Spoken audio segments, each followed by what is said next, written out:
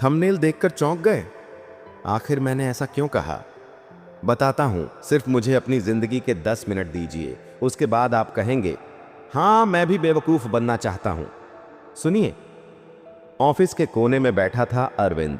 ना किसी से उलझता, ना मीटिंग्स में बोलता, बस चुपचाप अपने काम में लगा रहता। फिर एक दिन किसी ने ताना मारा, अरे छोड़ो यार, अरविंद से क्या पूछना, वो तो बस बेवकूफों की तरह घूरता रहता है। और सब हंस पड़े, लेकिन अरविंद बस मुस्कुराया, क्योंकि वो जानता था दीवार पर लगा पंखा धीरे धीरे बंद हो रहा है, क्योंकि बिजली जा चुकी है।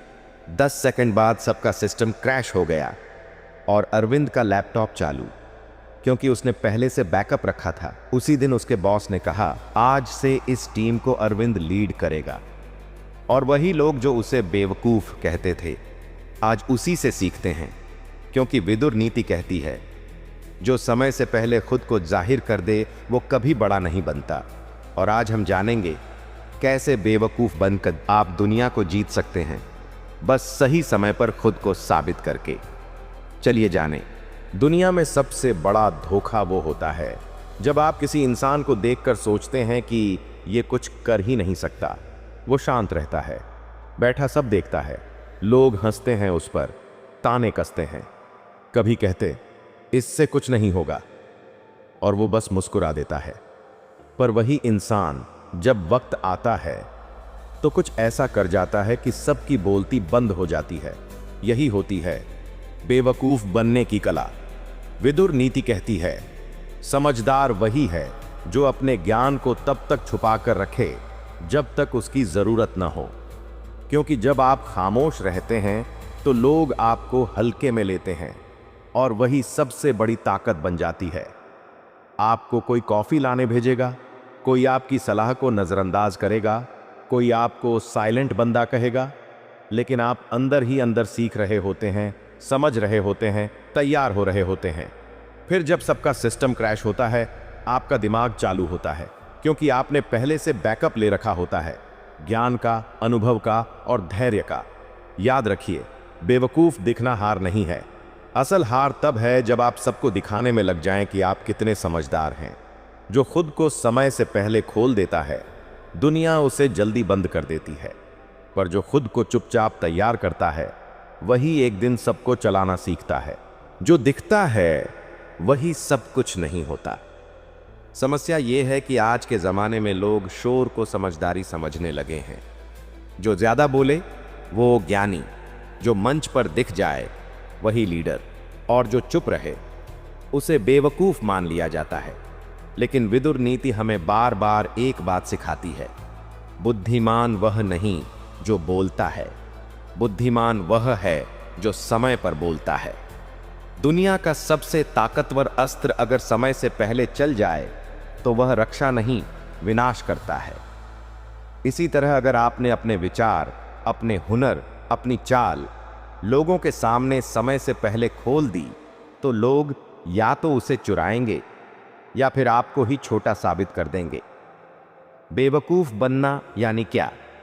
यानी लोगों को यह भ्रम बना रहने देना कि आप कुछ नहीं जानते, क्योंकि जैसे ही सामने वाला आपको कमजोर समझता है, वो अपनी असली सोच, अपनी असली चाल आपके सामने खोल देता है, और तब आपके पास होता है उसे हराने का पूरा नक्शा। बुद्धिमानी यही है, शतरंज की तरह खेलना, हर मूव को चुपचाप सोचना और तभी चलना जब अगला चेकमेट से बच न पाए। अगर आपने समय से पहले अपनी समझदारी का ढोल पीट दिया तो लोग आपका मुंह बंद करवा देंगे, पर अगर आप चुपचाप चलते गए तो एक दिन लोग आपके पांव के निशानों पर चलना शुरू कर देंगे।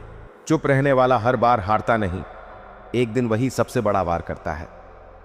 अब जरा सोचिए, अगर कोई हर जगह चुपचाप बैठा हो, ना ताली बजाए, ना विरोध करे, ना अपने ज्ञान की नुमाइश करे, तो दुनिया उसे क्या समझती है? कमजोर, डरा हुआ या सीधा सादा? लेकिन सच्चाई ये है, हर चुप इंसान डरा हुआ नहीं होता।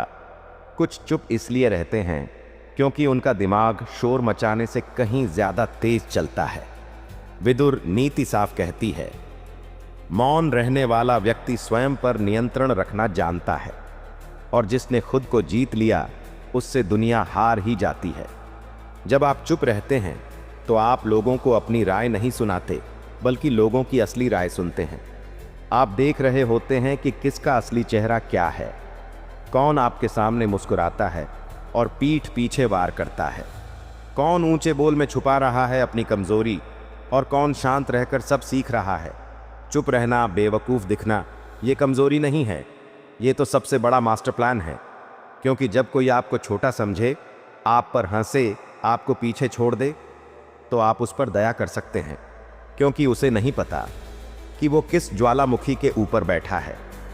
एक दिन जब वही चुप रहने वाला इंसान अपना पहला कदम बढ़ाता है तो शोर करने वाले लोग पीछे छूट जाते हैं, और तब दुनिया कहती है, हमें अंदाज़ा ही नहीं था कि इसमें इतना दम है। यही होता है असली पलटवार, बिना शोर के, बिना शिकायत के, सिर्फ एक जीत के साथ। अब सवाल ये उठता है, क्या वाकई बेवकूफ़ बनकर सब कुछ पाया जा सकता है? हाँ, पर शर्त यह है कि आप सच में बेवकूफ़ न हो। आपको बस दिखना है बेवकूफ़, ताकि आप उस भीड़ से अलग हो जाएं जो हर जगह खुद को साबित करने में लगी हुई है। जब सब चिल्ला रहे हों, आप चुप रहिए। जब सब भाग रहे हों, आप सोचिए कि क्यों भागना है। जब सब अपनी जीत दिखा रहे हों, आप अपनी तैयारी की गहराई बढ़ाइए, क्योंकि जो बाहर से शांत है वो अंदर से आंधी होता है। बेवकूफ़ बनकर चलिए ताकि लोग आपको गिने भी नहीं, और जब आप दौड़ें तो सबकी गिनती ही छूट जाए। विदुर नीति एक और बात कहती है, जिसने अपने ज्ञान को ढाल बनाना सीख लिया वो किसी भी युद्ध में हारता नहीं, चाहे वो युद्ध तलवार का हो या सोच का। और यही है असली चमत्कार, जब लोग आपको हल्के में लें, आपको नज़रअंदाज करें और आप चुपचाप एक एक सीढ़ी चढ़ते जाएं। फिर एक दिन आप वहां होते हैं जहां तक कोई सोच भी नहीं सकता। यही होती है छाया में छिपी वो शक्ति जो सब कुछ बदल सकती है। मिस्टर शैडो का संदेश, अगर सबके बीच चुप रहना सीख गए तो एक दिन सबके बीच चमकना भी सीख जाओगे। क्योंकि याद रखिए, छाया में छिपा ज्ञान ही तो है जो आपकी पहचान बदल देता है। दोस्त, आपको ये बात दिल तक पहुंची हो, अगर आपने भी कभी खुद को बेवकूफ़ साबित होते देखा है, तो अब वक्त है चुप रहने की ताकत को समझने का। वीडियो को लाइक ज़रूर करिए, कमेंट करके बताइए कि कौन सी लाइन सबसे ज़्यादा चुभी या जागरूक कर गई, और उस दोस्त को शेयर करिए जो खुद को हमेशा साबित करने में लगा है, क्योंकि शायद उसे भी अब बेवकूफ़ बनना सीखना चाहिए। और अगर आप नए हैं तो सब्सक्राइब कर लीजिए मिस्टर शैडो को, जहां हर वीडियो में आपको मिलेगा छाया में छिपा ज्ञान जो बदले आपकी पहचान। धन्यवाद।